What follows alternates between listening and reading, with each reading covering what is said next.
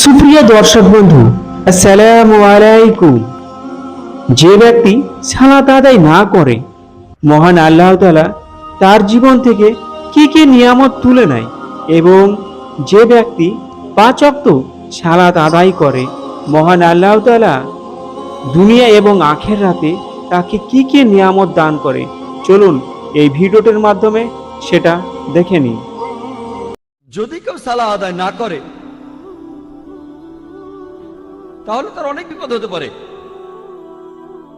তখন হতে পারে আপনার বিশ্বাস দুর্বল হয়ে যাবে, অথবা এই বিশ্বাসটা চলেও যেতে পারে। কারণ মানুষ আসলে মনে করে পৃথিবীতে তার যে সম্পদ আর সম্মান আছে, এর কারণ হলো পৃথিবীর সব বস্তুগত জিনিস। এভাবে সে আল্লাহ সুবহানাহু ওয়া তাআলার কাছ থেকে দূরে সরে যায়। এই নিয়ম শৃঙ্খলার অভাবেই সে আল্লাহ সুবহানাহু ওয়া তাআলা থেকে দূরে সরে যায়। পৃথিবীর বিভিন্ন জিনিসের মোহ থাকলে, বস্তুগত জিনিসের, তাহলে সম্ভাবনা থাকে যে সে অন্যায় কাজ করবে।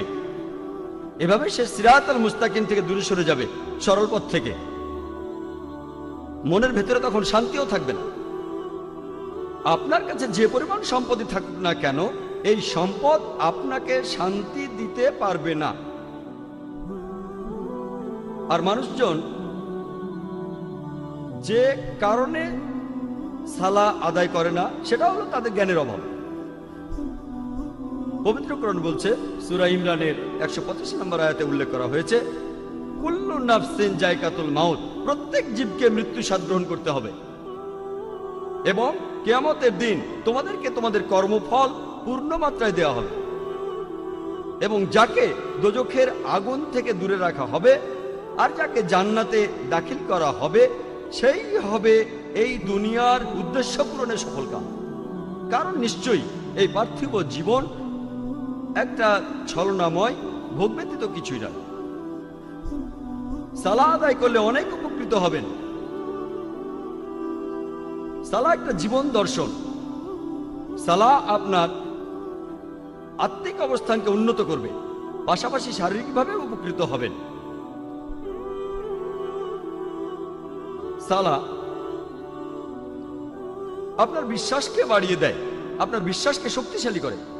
পবিত্র কোরআনে সূরা আনফালের 2 নম্বর আয়াতে উল্লেখ করা হয়েছে যে সত্যিকারের বিশ্বাসী তারাই যাদের হৃদয় কম্পিত হয় যখন আল্লাহকে স্মরণ করা হয়, আর যখন আল্লাহর আয়াত পাঠ করা হয়। এটা তাদের ঈমান বৃদ্ধি করে এবং তারা তাদের প্রতিপালকের উপরে নির্ভর করে। পবিত্র কোরআন বলছে, সূরা ফাতিহার 5 থেকে 7 নম্বর আয়াতে উল্লেখ করা হয়েছে, ইয়াকা না'বুদু ওয়া ইয়াকা নাস্তাঈন, আমরা তোমারই ইবাদত করি, তোমারই সাহায্য প্রার্থনা করি। ইহদিনাস সিরাতাল মুস্তাকিম, সিরাতাল লাযিনা আন'আমতা আলাইহিম গায়রিল মাগদুবি আলাইহিম ওয়ালাদ-দাল্লিন, আমাদের সরল পথ দেখাও, তাদের পথ যাদের তুমি অনুগ্রহ দান করেছো, তাদের পথ নয় যারা ক্রোধ নিপতিত, যারা পথভ্রষ্ট। এতে আপনার জীবনের শৃঙ্খলা বাড়বে। সত্যিকারের মুসলিম সে তার দিন শুরু করে ফজরের সালাহ আদায় করার মাধ্যমে। আর ফজরের সালার সময় মুয়াজ্জিন আজান দেওয়ার সময় বলেন, আসসালাতু খায়রুম মিনান নাওম, যে ঘুম অপেক্ষা সালাহ উত্তম, ঘুমিয়ে থাকার চেয়ে নামাজ পড়া উত্তম। একজন সত্যিকারের মুসলিম দিনের মাঝখানে সালাহ আদায় করে, আর সে তার দিন শেষ করে এশার সালাহ দিয়ে ঘুমাতে যাওয়ার আগে। সালাহ এছাড়াও সামাজিক অবস্থান উন্নত করে। সালাহ আদায়ের সময় যে সমাবেশ, সেটা আমাদের ভ্রাতৃত্ব বোধ বাড়ায়, মমত্ববোধ বাড়ায়, একতা বাড়ায়, আর এটা সাম্যবাদের এক অনন্য দৃষ্টান্ত। সংহতি বৃদ্ধি পায়। সালাহ আদায় করতে গিয়ে সবাই একত্রিত হয়, আর তাদের মধ্যে ভালোবাসার বন্ধন জোরদার হয়। পবিত্র কোরআনে সূরা হুজুরাতের 13 নম্বর আয়াতে উল্লেখ করা হয়েছে, ইয়া আইয়ুহান নাসু ইন্না খালাকনাকুম মিন যাকরিন ওয়া উনসা ওয়া জাআলনাকুম শুউবান ওয়া কাবাইলা লিতাআরাফু ইন্না আকরামাকুম ইনদাল্লাহি আতকাকুম ইন্নাল্লাহা আলিমুন খাবীর। হে মানুষ জাতি, আমি তোমাদের সৃষ্টি করেছি একজন পুরুষ ও একজন নারী হইতে, পরে তোমাদের বিভক্ত করেছে বিভিন্ন জাতি ও গোত্রে, যাতে তোমরা অপরের সাথে পরিচিত হতে পারো। এজন্য নয় যে তোমরা পরস্পরকে ঘৃণা করবে। আর তোমাদের মধ্যে আল্লাহর কাছে সেই ব্যক্তি অধিক মর্যাদা সম্পন্ন যে তোমাদের মধ্যে অধিক মুত্তাকি, অধিক ন্যায়পরায়ণ। নিশ্চয়ই আল্লাহ সকল কিছু জানেন, সমস্ত খবর রাখেন। আল্লাহ সুবহানাহু ওয়া তাআলা আমাদের যেটা দিয়ে বিচার করবেন, সেটা গোত্র নয়, বর্ণ নয়, ধর্মবিশ্বাস নয়, সম্পদ নয়, লিঙ্গ নয়, সেটা হলো তাকওয়া, অর্থাৎ ন্যায়পরায়ণতা, আল্লাহকে মেনে চলা এবং ধার্মিকতা। পবিত্র কোরআনে সূরা হুমাজার 1 নম্বর আয়াতে উল্লেখ করা হয়েছে, ওয়াইলুল লিকুল্লি হুমাজাতিল লুমাজা, দুর্ভোগ তাদের যারা সামনে ও পেছনে মানুষের নিন্দা করে থাকে। সালাহ আমাদেরকে বিরত রাখে মানুষের নিন্দা করা থেকে। পবিত্র কোরআনে সূরা হুজুরাতের 11 নম্বর ও 12 নম্বর আয়াতে উল্লেখ করা আছে, ইয়া আইয়ুহাল্লাযিনা আমানু, হে মুমিনগণ, তোমাদের মধ্যে কোনো পুরুষ যেন অপর কোনো পুরুষকে উপহাস না করে, কেননা যাকে উপহাস করা হয় সে উপহাসকারী অপেক্ষা উত্তম হতে পারে। কোন নারী অপর নারীকে যেন উপহাস না করে, কেননা যাকে উপহাস করা হয় সে উপহাসকারী অপেক্ষা উত্তম হতে পারে। একে অপরের প্রতি তোমরা দোষারোপ করো না এবং তোমরা একে অপরকে মন্দ নামে ডেকো না। ইয়া আইয়ুহাল্লাযিনা আমানু, হে মুমিনগণ, তোমরা অনুমান হতে দূরে থাকো, কারণ অনুমান কোন কোন ক্ষেত্রে পাপ। একে অপরের গোপনীয় বিষয় সন্ধান করো না এবং একে অপরের পশ্চাতে নিন্দা করো না, পেছন থেকে নিন্দা করো না। তোমাদের মধ্যে কি কেউ তার মৃত ভাইয়ের গোশত খেতে চাইবে? পবিত্র কোরআন বলছে, যদি পেছন থেকে নিন্দা করেন তাহলে আপনি যেন আপনার মৃত ভাইয়ের গোশত খাচ্ছেন, কারণ মৃত ভাইয়ের গোশত খাওয়া হলো দ্বিগুণ অপরাধ। খাদ্য হিসেবে মানুষের গোশত খাওয়া একটা অপরাধ।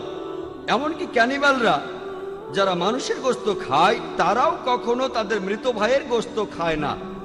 কোরআন বলছে, যদি পেছন থেকে নিন্দা করেন তাহলে দ্বিগুণ অপরাধ করছেন। অপরাধটা এমন যেন আপনি মৃত ভাইয়ের গোশত খাচ্ছেন। কোনো প্রমাণ ছাড়াই কারো ব্যাপারে নিন্দা করো না, এটা পাপ। আর কারো পেছন থেকে নিন্দা করা হলো দ্বিগুণ পাপ, দ্বিগুণ পাপ। আর আল্লাহ সুবহানাহু ওয়া তাআলা এখানে তিনি নিজেই উত্তর দিয়েছেন, তোমরা তাকে ঘৃণ্যই মনে করো। সালাহ এটা আমাদের ব্যবসা ক্ষেত্র এবং দৈনন্দিন কাজের মধ্যে সত্যবাদিতা এবং সততাকে বাড়ায়। আমি আগেও বলেছিলাম, পবিত্র কোরআনে সূরা আনকাবুতের 45 নম্বর আয়াতে উল্লেখ করা হয়েছে, উতলু মা উহিয়া ইলাইকা মিনাল কিতাবি ওয়া আকিমিস সালাতা ইন্নাস সালাতা তানহা আনিল ফাহশাই ওয়াল মুনকার, যে তুমি আবৃত্তি করো সেই কিতাব হতে যা তোমার প্রতি প্রত্যাদেশ করা হয় এবং সালাত কায়েম করো, কারণ নিশ্চয়ই সালাত তোমাকে অশ্লীল ও মন্দ কাজ হতে বিরত রাখে। পবিত্র কোরআন বলছে, সূরা ইসরার 81 নম্বর আয়াতে উল্লেখ করা হয়েছে, ওয়াকুল জাল হক ওয়া যাকাল বাতিল ইন্নাল বাতিলা কানা যাহুকা, বলো সত্য এবার উপস্থিত হয়েছে এবং মিথ্যা বিলুপ্ত হয়েছে, কারণ নিশ্চয়ই মিথ্যা তার প্রকৃতিগত কারণেই ধ্বংস হয়ে যাবে। সালাহ আমাদের সত্যবাদী হতে শেখায়। একই ধরনের কথা বলা হয়েছে সূরা বাকারায় 42 ও 43 নম্বর আয়াতে উল্লেখ করা হয়েছে যে তোমরা সত্যকে মিথ্যার সাথে মিশ্রিত করো না এবং জেনে শুনে সত্য গোপন করো না। কোরআন আমাদের সত্যবাদী হতে শেখায় যে সব সময় আমরা সত্যি বলবো।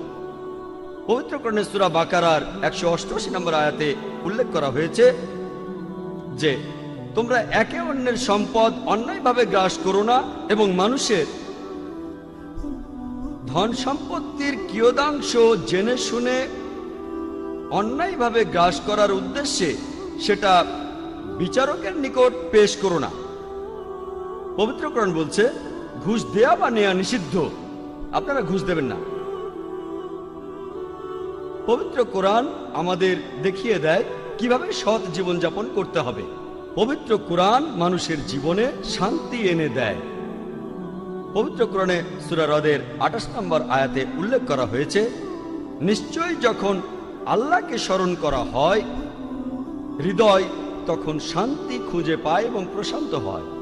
যখন আল্লাহকে স্মরণ করবেন, যখন সালাহ আদায় করবেন, আপনি তখন খুবই শান্তিতে থাকবেন, আপনার হৃদয় প্রশান্ত হবে। সালাহ হলো আল্লাহ তাআলার সাথে যোগাযোগের সবচেয়ে শ্রেষ্ঠ উপায়। পবিত্র কোরআনে সূরা বাকারার 153 নম্বর আয়াতে উল্লেখ করা হয়েছে,